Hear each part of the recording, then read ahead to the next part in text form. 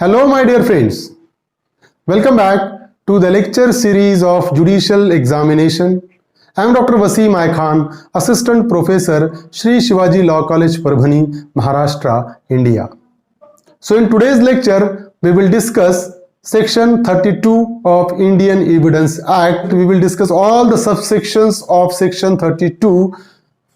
तो आज के हम लेक्चर में डिस्कस करने वाले सेक्शन 32 के सब जितने सब सेक्शन है वो सब सेक्शन हम डिस्कस करेंगे as well as we will discuss the question asked by the examiner on this particular topic and the question which may be asked by the examiner, probable question, we will discuss in this particular lecture. So without wasting your much time, let's start the topic.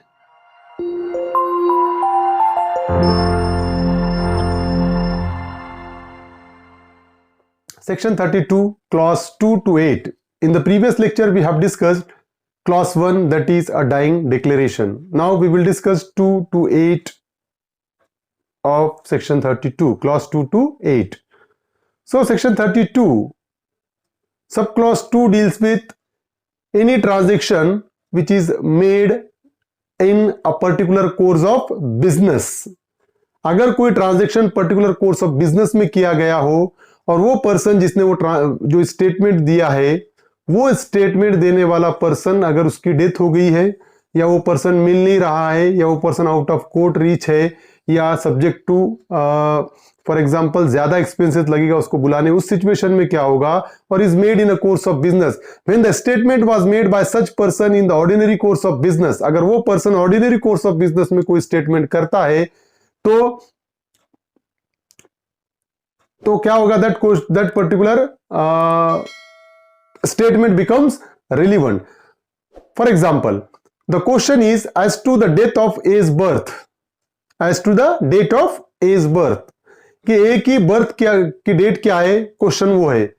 An entry in the diary of a deceased surgeon regularly kept in the course of business stating that on a given day he attended A's mother and delivered her of a son is a relevant fact. तो A की जो birth है उसकी date question में थी कि उसकी exact date क्या है.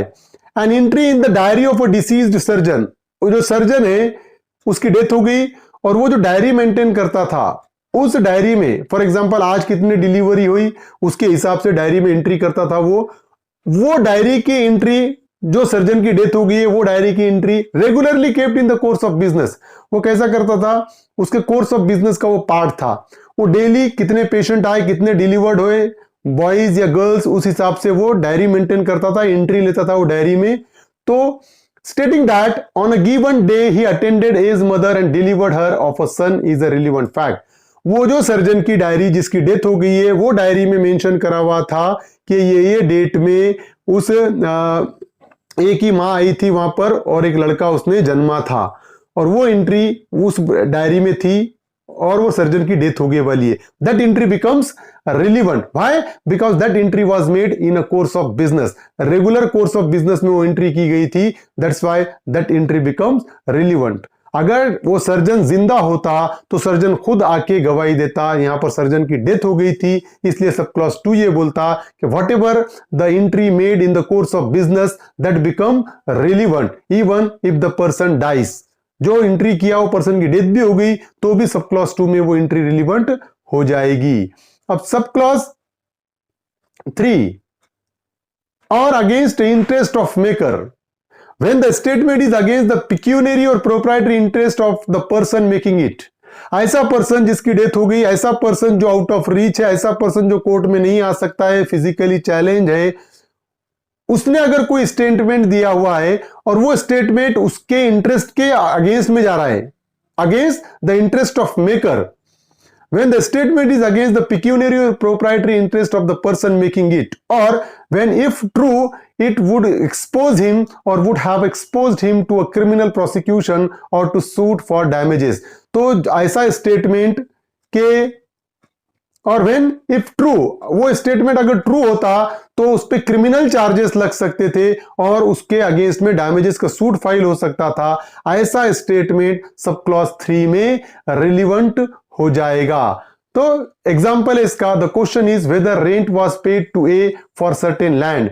तो क्वेश्चन था कोर्ट के सामने कि रेंट ए को लैंड का पे किया गया है या नहीं, whether rent was paid to A for a certain land, a letter from A's deceased agent to A saying that he had received the rent on A's account and held it at A's orders is a relevant fact. तो यहां पर क्या हुआ कि rent was paid to ए को उसके land का rent पे किया गया है या नहीं, ये क्वेश्चन था।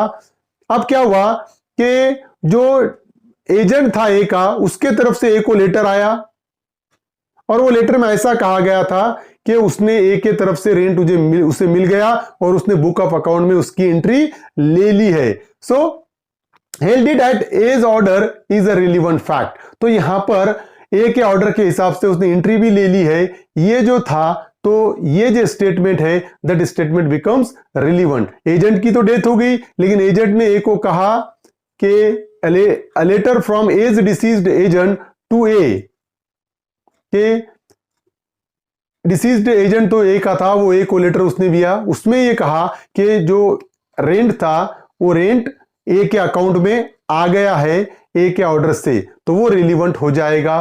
तो यहां पर interest against the interest of maker है, क्योंकि ए के इंटरेस्ट के अगेंस्ट में जा रहा है वो स्टेटमेंट कि रेंट अगर मिल गया तो ए का केस ए हार जाएगा, क्योंकि ए को रेंट ऑलरेडी मिल गया है। तो इंटरेस्ट ऑफ मेकर के अगेंस्ट में कोई स्टेटमेंट है सेक्शन 32 सब क्लॉज 3 में, वो रिलीवेंट हो जाएगा। सब क्लॉज 4 और gives opinion as to public right और कस्टम और मैटर्स ऑफ जनरल इंटरेस्ट, ऐसा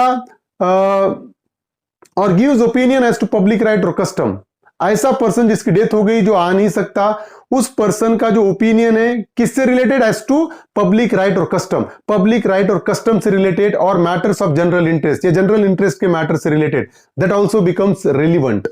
So when the statement gives the opinion of any such person as to the existence of any public right or custom or matter of public or general interest, किसी person का opinion किससे related है, public right और custom से related है या public के general interest से रिलेटेड है, तो वो रिलीवेंट होगा सेक्शन 32 सब क्लॉज 4 में। For example, the question is weather a given road is a public way. Question था कि जो रोड क्वेश्चन में है वो पब्लिक वे है क्या, लोगों के आने जाने की रोड है क्या, ये क्वेश्चन था। अ स्टेटमेंट बाय ए का statement, a statement by A, a deceased headman of the village. A कौन है, deceased headman of the village, वो जो उसकी डेथ हो गई वो हेडमैन था, ए विलेज का मुखिया था, उसका statement that the road was a public, उसका स्टेटमेंट ये था कि the road was a public is a relevant fact.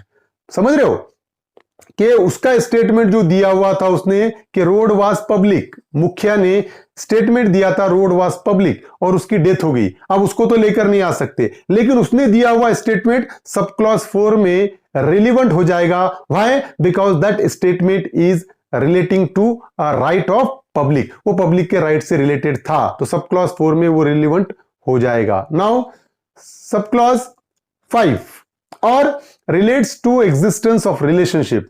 When the statement relates to the existence of any relationship and the person making the statement has special means of knowledge, एक आधा person ऐसा है कि court के सामने existence of relationship question में है कि रिलेशनशिप थी या नहीं थी, फॉर एग्जांपल क्वेश्चन में है, और ऐसे पर्सन ने स्टेटमेंट दिया जिसके पास स्पेशल मींस ऑफ नॉलेज है, तो उसका स्टेटमेंट रिलीवेंट हो जाएगा सेक्शन 32 सब क्लॉज 5 में। And when the statement was made before the question in dispute was raised, और वो स्टेटमेंट कब किया गया है, ये जो डिस्प्यूट अराइज होने के पहले, केस अब हुआ लेकिन उसके पहले ही वो स्टेटमेंट दिए वाला है रिलेशन से रिलेटेड, तो वो स्टेटमेंट सेक्शन 32 सब क्लॉज 5 में रिलीवेंट हो जाएगा।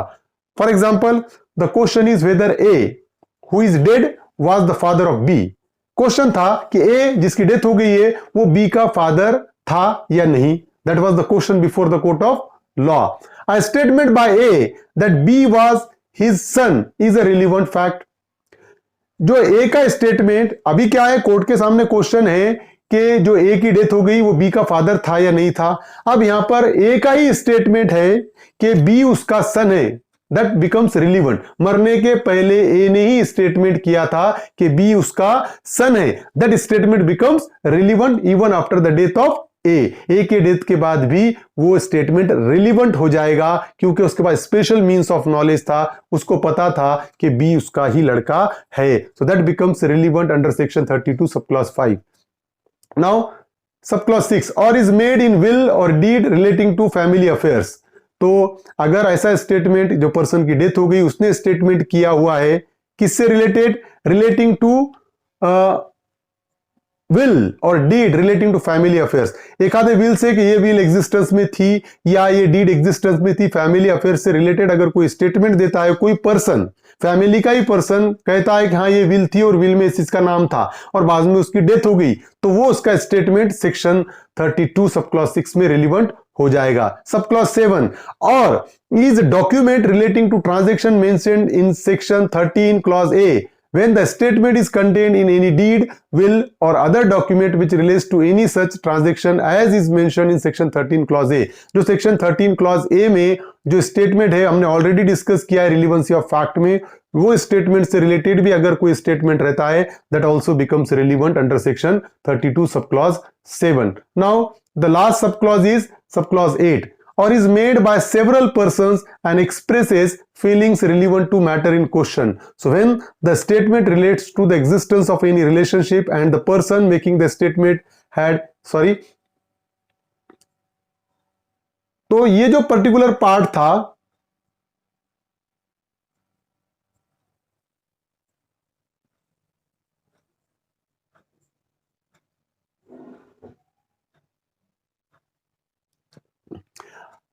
subclause 8, or is made by several person and expresses feelings relevant to matter in question। तो or is made by several person and expresses feelings relevant to matter in question। तो या कोई ऐसा statement जो several person ने किया गया है, किससे related, expresses feelings relevant to matter in question, जो कोर्ट के सामने मैटर है उससे रिलेटेड बहुत सारे लोगों ने अगर कोई चीज कही हो तो वो कही हुई चीज भी रिलीवेंट हो जाएगी सब क्लॉज 8 में। अब सेक्शन 32 सब पे पूछा गया क्वेश्चन है, under Indian evidence act 1872 a declaration made in course of business is admissible under section 32 sub clause 2। Section 32 sub clause 2 में ये करेक्ट आंसर है। अगर हम देखें यहां पर तो कि सेक्शन 32 सब क्लॉज 2 में बिजनेस से रिलेटेड अगर क्वेश्चन है तो that is the right answer, section 32 sub clause 2। I hope you understand this topic. If you understand the topic, please subscribe my channel, hit the notification button, hit the like button and share this video with your friends. Thank you very much.